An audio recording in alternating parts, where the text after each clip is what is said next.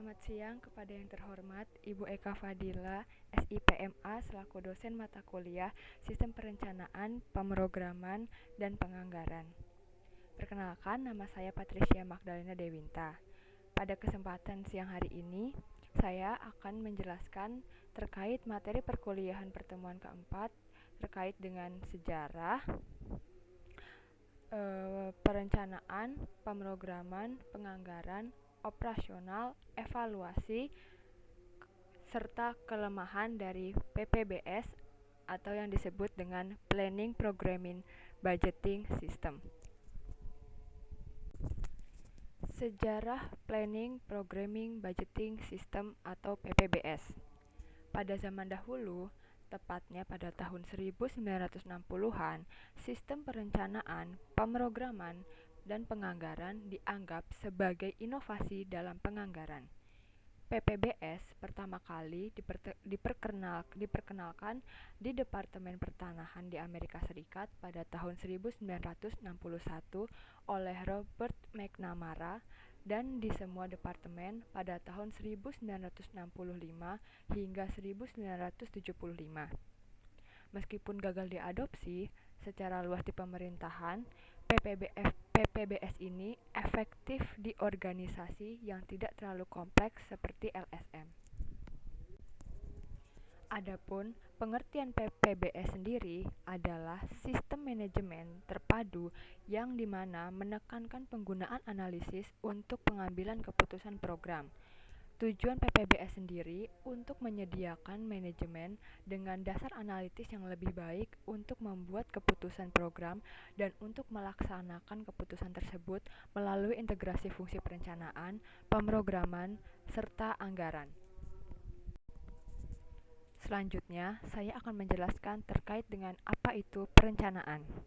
Perencanaan merupakan kegiatan analitis yang dilakukan untuk membantu pemilihan tujuan organisasi dan kemudian memeriksa tindakan yang dapat diambil untuk mencapai tujuan tersebut. Perencanaan pada dasarnya menimbulkan pertanyaan apakah tindakan tertentu akan lebih berkontribusi pada pencapaian tujuan organisasi daripada berbagai alternatifnya. Selanjutnya, saya akan menjelaskan terkait dengan apa itu pemrograman. Pemrograman sendiri merupakan fungsi yang mengubah rencana menjadi jadwal tindakan khusus organisasi. Pemrograman terdiri dari pengembangan persyaratan sumber daya terperinci dan tindakan yang diperlukan untuk mengimplementasikan rencana.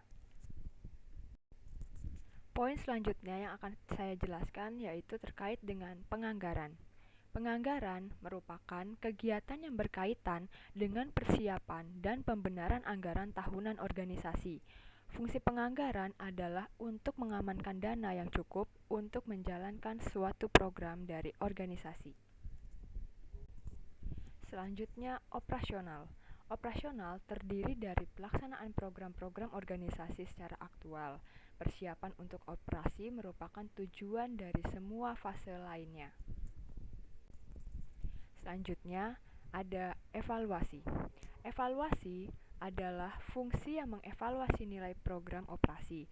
Melalui evaluasi program, nilai program dapat mencapai tujuan, diukur dan dinilai. Hasil evaluasi digunakan untuk memodifikasi operasi saat ini, jika diindikasikan atau dalam merencanakan program masa depan. Selanjutnya, saya akan menjelaskan terkait dengan beberapa kelemahan dari PPBS. Yang pertama, PPBS membutuhkan sistem informasi yang canggih, ketersediaan data, adanya sistem pengukuran, dan staf yang memiliki kapabilitas tinggi.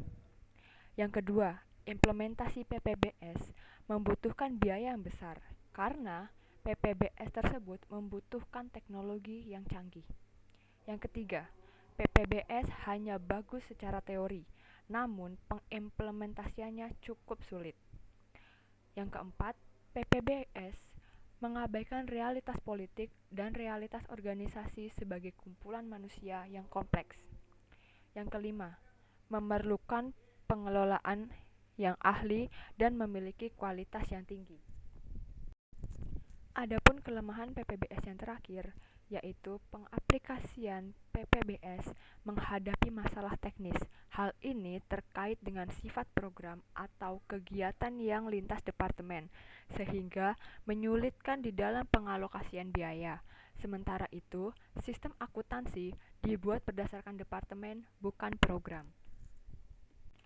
Cukup sekian dari saya yang telah menjelaskan materi perkuliahan keempat terkait dengan PPBS. Kurang lebihnya mohon maaf. Terima kasih.